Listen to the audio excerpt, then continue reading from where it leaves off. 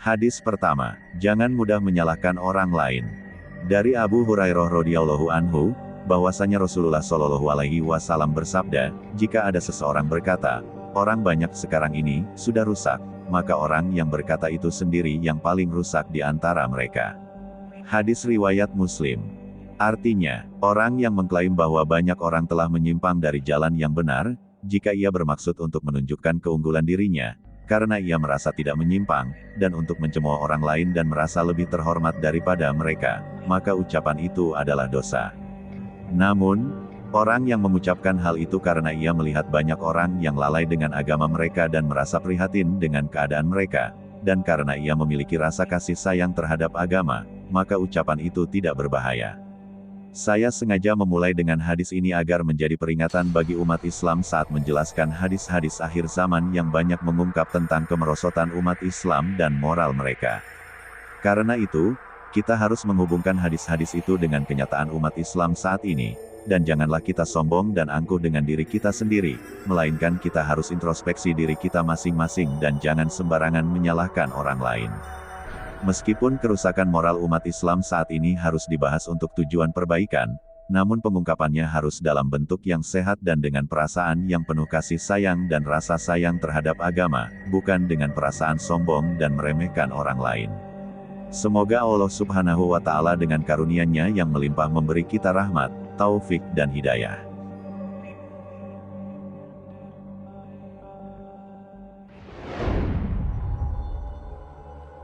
Hadits kedua, mengapa dunia Islam menjadi sasaran pemusnahan?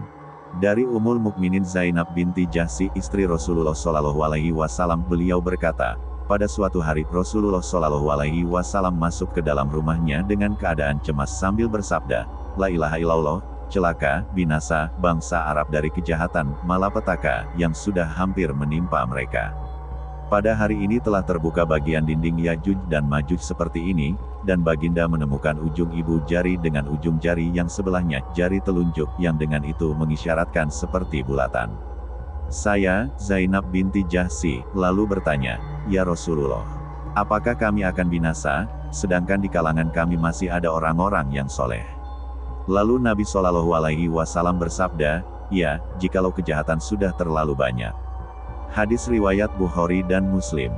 Artinya, hadits ini menjelaskan, jika di suatu wilayah atau daerah sudah penuh dengan kejahatan, kemaksiatan dan kefasikan, maka bencana akan menimbulkan semua orang yang tinggal di sana. Tidak terkecuali orang baik, mereka juga akan binasa, meskipun nanti di hari akhir akan diadili sesuai dengan perbuatan mereka. Karena itu segala macam kemaksiatan dan kefasikan harus segera dihapus, dan segala kejahatan harus segera dimusnahkan, agar tidak terjadi musibah yang tidak hanya akan menimpa orang-orang yang berbuat kemaksiatan dan kejahatan itu, tetapi juga menimpa semua warga yang ada di sana. Hadis ini menyebutkan bangsa Arab secara khusus, tetapi maksudnya adalah semua bangsa di dunia ini. Alasannya, Nabi Muhammad SAW berasal dari mereka, dan mayoritas yang masuk Islam pada awal penyebarannya adalah dari bangsa Arab dan sedikit dari bangsa lain. Selain itu, nasib umat Islam banyak dipengaruhi oleh kemajuan atau kemunduran bangsa Arab itu sendiri.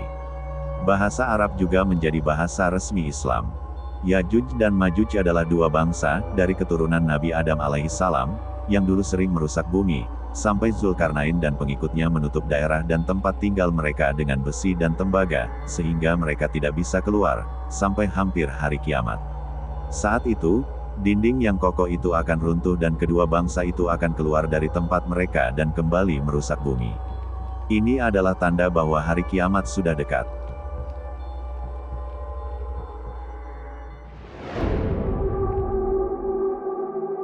Hadis ketiga, seluruh dunia datang mengerumuni dunia Islam.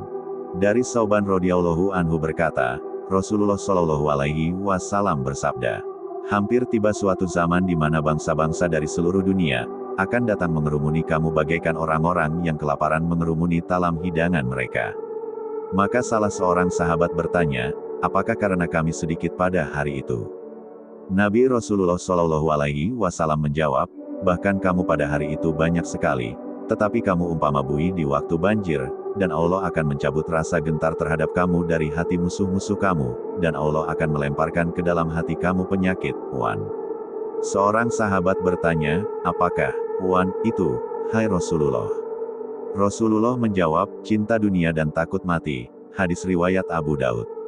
Artinya, tidak ada yang salah dengan sabda Rasulullah Shallallahu Alaihi Wasallam. Kondisi umat Islam saat ini menunjukkan kebenaran sabda Rasulullah Shallallahu Alaihi Wasallam. Umat Islam meskipun berjumlah besar, yaitu 1.000 juta seperlima penduduk bumi, namun mereka sering menjadi sasaran fitnah dan menjadi mainan bangsa-bangsa asing. Mereka dianiaya, diremehkan, dibunuh dan lain-lain. Bangsa-bangsa dari seluruh penjuru dunia meskipun beragama berbeda, mereka bersatu untuk menentang dan melemahkan kekuatan umat Islam. Padahal, penyebab kegagalan kaum muslimin adalah dari dalam diri kaum muslimin sendiri, yaitu adanya penyakit, Wan, yang merupakan penyakit gabungan dari dua unsur yang sering muncul dalam bentuk kembar dua, yaitu cinta dunia dan takut mati. Kedua penyakit ini tidak bisa dipisahkan. Cinta dunia berarti serakah, tamak, pelit dan tidak mau menginfakkan harta di jalan Allah Subhanahu wa Ta'ala. Takut mati berarti puas dengan kehidupan dunia dan tidak mempersiapkan diri untuk menghadapi negeri akhirat dan tidak ada jiwa untuk berkorban dengan diri dan nyawa dalam membela agama Allah Subhanahu wa Ta'ala. Kita berdoa semoga Allah Subhanahu wa Ta'ala memberikan bantuan nusroh-Nya kepada kaum muslimin dan memberikan kepada mereka kemenangan di dunia dan di akhirat.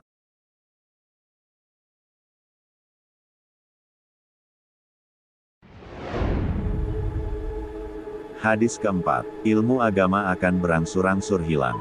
Dari Abdullah bin Amr bin As radhiyallahu anhu, ia berkata, aku mendengar Rasulullah Shallallahu Alaihi Wasallam bersabda, bahwasanya Allah Subhanahu wa Ta'ala tidak akan mencabut menghilangkan ilmu dengan sekaligus dari dada manusia. Tetapi Allah Subhanahu wa Ta'ala menghilangkan ilmu agama dengan mematikan para ulama. Apabila sudah ditiadakan para ulama, orang banyak akan memilih orang-orang jahil sebagai pemimpinnya. Apabila pemimpin yang jahil itu ditanya, mereka akan berfatwa tanpa ilmu pengetahuan. Mereka sesat dan menyesatkan orang lain. Hadis riwayat Muslim. Artinya, kita hidup di zaman yang suram, di mana para ulama semakin langka. Mereka berangsur-angsur tiada, tanpa ada pengganti yang sepadan. Seperti peribahasa, patah tumbuh, hilang berganti, tidak berlaku bagi mereka. Mereka patah tak kunjung tumbuh, dan mereka hilang tak kunjung berganti. Suatu saat nanti, bumi ini akan kehilangan ulama sepenuhnya. Saat itu, dunia ini akan menjadi hampa dan sia-sia. Alam akan dipenuhi oleh kegelapan dan kesesatan. Manusia akan tersesat dari nilai dan tujuan hidup. Padahal, para ulama adalah yang memberi cahaya dan makna bagi kehidupan manusia di bumi ini. Jika para ulama telah lenyap, maka lenyaplah segala yang berharga. Kita telah menyaksikan tanda-tanda zaman yang disabdakan oleh Rasulullah Shallallahu Alaihi Wasallam, yaitu jumlah para ulama yang tersisa sangat sedikit dan upaya untuk menghasilkan mereka tidak mendapat dukungan yang layak. Pondok-pondok pesantren dan madrasah-madrasah tidak mendapat perhatian dari kaum terpelajar. Mereka lebih mementingkan pelajaran di bidang duniawi yang dapat menghasilkan kekayaan materi. Inilah kenyataan masyarakat kita saat ini. Karena itu, kita harus merenungkan hal ini dan mencari solusi untuk mengatasinya.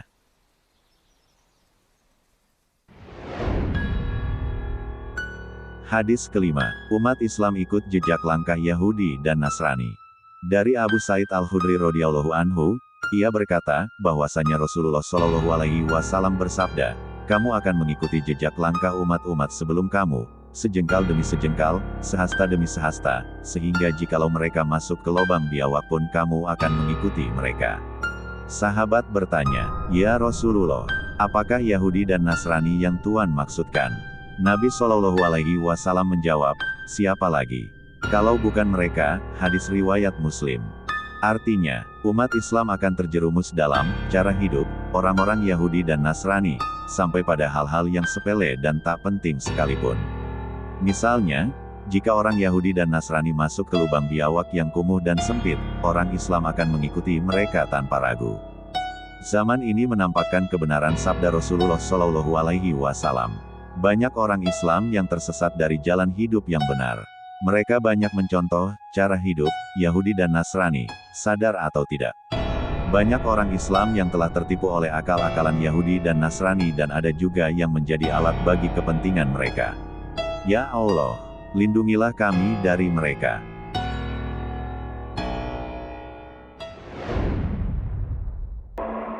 Hadis ke-6.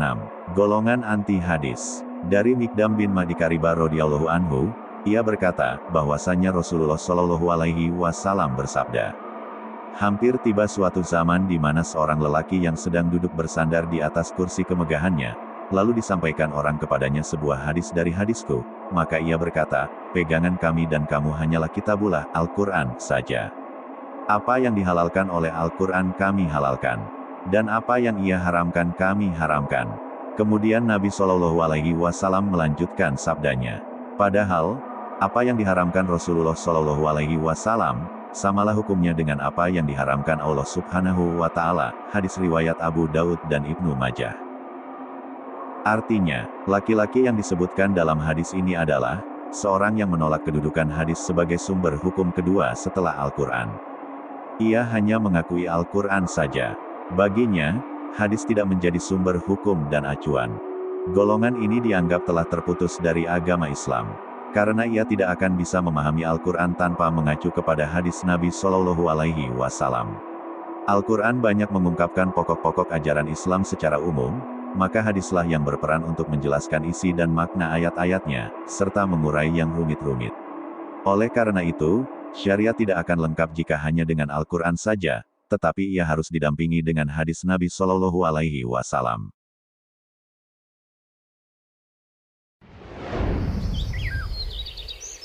Hadis ke-7. Golongan yang senantiasa menang. Dari Mughirah bin Syu'bah radhiyallahu anhu, ia berkata, Rasulullah Shallallahu Alaihi Wasallam bersabda, senantiasa di kalangan umatku ada golongan yang selalu menang dalam perjuangan mereka, sehingga sampailah pada suatu waktu yang dikehendaki Allah Subhanahu wa Ta'ala, mereka senantiasa menang. Hadis riwayat Bukhari. Artinya, Allah Subhanahu wa Ta'ala telah menetapkan umat Islam ini sebagai umat yang paling akhir. Karena itu, Allah Subhanahu wa Ta'ala berikrar akan menjaga kitabnya Al-Quran, dan berikrar untuk menghadirkan generasi demi generasi yang akan mengemban tugas dakwah, hingga tetap ada golongan mukminin di muka bumi ini. Jika kita kaji sejarah umat Islam dari zaman permulaan, dan perkembangannya hingga kini, kita akan menemukan umat Islam telah diuji sepanjang sejarah dengan ujian yang berat-berat. Ujian itu bermula dari golongan musyrikin di Mekah, munafikin, Yahudi dan Nasrani di Madinah, kemudian gerakan Riddah, Majusi yang menyamar sebagai Islam, golongan Batiniyah, pengaruh filsafat dan pemikiran Yunani, serangan bangsa Mongol dan bangsa Tartar yang meruntuhkan peradaban Islam di Baghdad pada pertengahan abad ke-6 Hijriah. Demikian juga dengan pembunuhan terhadap kaum muslimin ketika runtuhnya kerajaan Islam di Andalus, Spanyol, dan kemudian dilanjutkan dengan pengaruh-pengaruh imperialis Barat terhadap dunia Islam. Gerakan Zionis Yahudi dan misioneri Nasrani yang memiliki peralatan dan kemudahan yang banyak, dan kemudian serangan di segi pemikiran dan kebudayaan. Meskipun ujian yang sangat mengerikan menimpa umat Islam di sepanjang sejarah, namun mereka masih ada, dan masih memiliki identitas dan peranan yang luar biasa di dalam peta dunia saat ini.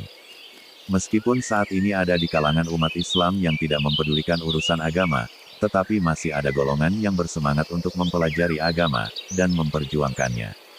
Walaupun banyak di kalangan umat Islam yang telah rusak moral dan akhlaknya, tetapi masih ada golongan yang berakhlak mulia dan berbudi pekerti.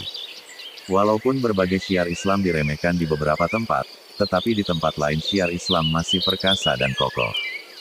Walaupun aktivis-aktivis Islam dianiaya dan disiksa di suatu tempat, tetapi di tempat lain mereka dipuji dan dihargai. Begitulah selanjutnya umat Islam tidak akan punah dari muka bumi ini, hingga sampai pada waktu yang dikehendaki oleh Allah Subhanahu wa Ta'ala.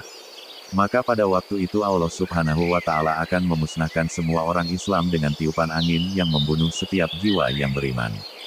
Dan yang tersisa setelah itu hanyalah orang-orang durjana atau orang kafir. Pada waktu itulah akan terjadi hari kiamat.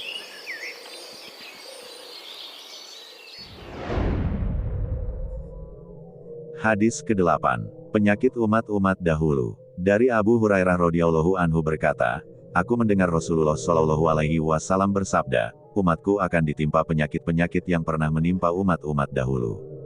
Sahabat bertanya, apakah penyakit-penyakit umat-umat terdahulu itu? Nabi Shallallahu Alaihi Wasallam menjawab, penyakit-penyakit itu ialah terlalu sombong, terlalu mewah, mengumpulkan harta sebanyak mungkin, tipu-menipu dalam merebut harta benda dunia, saling memarahi, dengki-mendengki, sehingga jadi zalim menzalimi. Hadis riwayat Hakim. Artinya, penyakit-penyakit yang disabdakan Rasulullah Shallallahu Alaihi Wasallam telah banyak menimpa kaum muslimin saat ini. Di mana-mana kita saksikan penyakit ini merebak dalam masyarakat dengan kejamnya. Dunia Islam mengalami krisis rohani yang sangat dalam dan tajam. Dengan jiwa yang hampa itulah mereka tergoda untuk mengejar harta benda sebanyak-banyaknya untuk memenuhi hawa nafsu. Maka, jika hawa nafsu diberi kendali tentunya mereka akan memakai segala cara dan akal licik. Saat itu, lenyaplah nilai-nilai akhlak, yang ada hanyalah penipuan, pengkhianatan, iri hati dan sebagainya. Marilah kita merenungkan maksud hadis ini, dan marilah kita mengintrospeksi diri sebelum kita dimintai pertanggungjawaban di hadapan Allah pada hari kiamat nanti.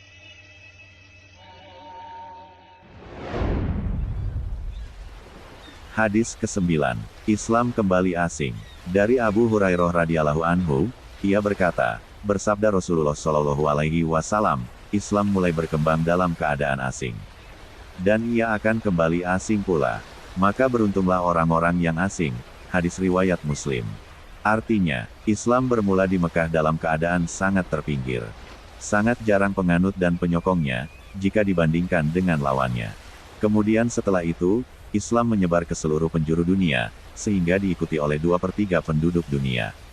Kemudian Islam kembali terpinggir dan dirasa aneh dari pandangan dunia, bahkan dari pandangan orang Islam sendiri.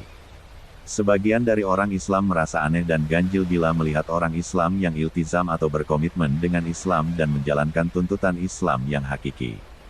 Seorang yang iltizam dengan Islam, dilihat sepi oleh masyarakat dan sulit untuk diterima sebagai individu yang normal.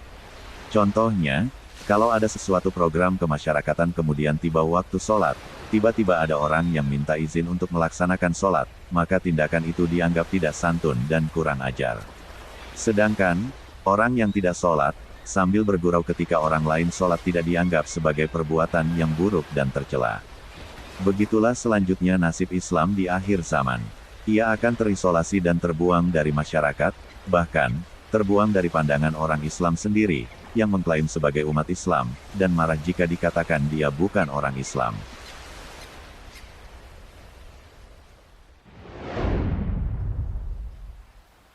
Hadis ke-10. Bahaya kemewahan. Dari Ali bin Abi Thalib radhiyallahu anhu, bahwasanya kami sedang duduk bersama Rasulullah Shallallahu Alaihi Wasallam di dalam masjid. Tiba-tiba datang Mus'ab bin Umair radhiyallahu anhu, dan tidak ada di badannya kecuali hanya selembar selendang yang bertambal dengan kulit. Tatkala Rasulullah Shallallahu Alaihi Wasallam melihat kepadanya, Baginda menangis dan meneteskan air mata, karena mengenang kemewahan Mus'ab ketika berada di Mekah dahulu, karena sangat dimanjakan oleh ibunya, dan karena memandang nasib Mus'ab sekarang, ketika berada di Madinah sebagai seorang muhajirin yang meninggalkan segala harta benda dan kekayaan di Mekah. Kemudian Nabi Muhammad Shallallahu Alaihi Wasallam bersabda, bagaimanakah keadaan kamu pada suatu hari nanti? Pergi di waktu pagi dengan satu pakaian, dan pergi di waktu sore dengan pakaian yang lain pula. Dan bila diberikan satu hidangan, diletakkan pula satu hidangan yang lain. Dan kamu menutupi, menghias rumah kamu sebagaimana kamu memasang kelambu Ka'bah. Maka jawab sahabat, wahai Rasulullah, tentunya keadaan kami di waktu itu lebih baik daripada keadaan kami di hari ini. Kami akan memberikan perhatian sepenuhnya kepada masalah ibadah saja, dan tidak bersusah payah lagi untuk mencari rezeki. Lalu Nabi Shallallahu Alaihi Wasallam bersabda, tidak, keadaan kamu hari ini adalah lebih baik daripada keadaan kamu pada hari itu. Hadis riwayat Tirmizi. Artinya, dalam hadis ini Nabi kita Muhammad Shallallahu Alaihi Wasallam menjelaskan, umatnya pada suatu waktu akan meraih kekayaan dan keluasan dalam kehidupan. Di waktu pagi berganti pakaian, dan di waktu sore berganti pakaian lagi. Hidangan makan tak berhenti-henti. Rumah-rumah mereka cantik, dan dipercantik dengan berbagai macam perhiasan. Dalam keadaan demikian, kita juga mungkin akan berkata seperti perkataan sahabat, di mana kalau segalanya sudah tertata, maka mudahlah hendak melaksanakan ibadah. Tetapi Nabi kita Muhammad Shallallahu Alaihi Wasallam mengatakan, keadaan serba kekurangan itu adalah lebih baik untuk kita, artinya, lebih memberikan ruang untuk kita melakukan ibadah. Kemewahan hidup banyak menghalangi seseorang dari beribadah kepada Allah Subhanahu wa Ta'ala, seperti yang terjadi hari ini. Segala yang kita miliki, walaupun tidak melampaui keperluan, namun rasanya sudah cukup. Tetapi, jika dibandingkan dengan kehidupan para sahabat, kita jauh lebih mewah dari mereka, sedangkan ibadah kita sangat jauh tertinggal. Kekayaan dan kemewahan yang ada, seringkali menyita dan menghalangi kita dari beribadah. Kita sibuk mengumpulkan harta, juga sibuk menjaganya dan sibuk untuk menambah lebih banyak lagi. Tidak beda dengan apa yang pernah disabdakan oleh Rasulullah Shallallahu Alaihi Wasallam, seandainya seorang anak Adam itu telah memiliki satu lembah emas, dia berkeinginan untuk mencari lembah yang kedua, sehingga ia dimakamkan ke dalam tanah menemui kematian. Begitulah gambaran keserakahan manusia dalam mengumpulkan harta kekayaan. Ia terus mencari dan menambah, sehingga ia menemui kematian. Maka saat itu, barulah ia menyadari diri dengan 1001 penyesalan. Tetapi, saat itu penyesalan sudah tidak bermanfaat lagi. Oleh karena itu, janganlah kita lalai dalam mencari harta kekayaan. Tak peduli halal atau haram, yang penting harta dapat dikumpulkan. Tak peduli waktu sholat, bahkan semua waktu digunakan untuk mengumpulkan kekayaan. Biarlah kita mencari harta benda dunia pada batas-batas keperluan. Kalau berlebihan, bisa digunakan untuk membantu orang lain yang kurang mampu, dan sering-seringlah bersedekah, sebagai tabungan untuk hari akhirat. Orang yang bijaksana adalah orang yang memiliki perhitungan untuk waktu akhiratnya, dan ia menjadikan dunia ini tempat menanam, dan akhirat tempat memanen buahnya.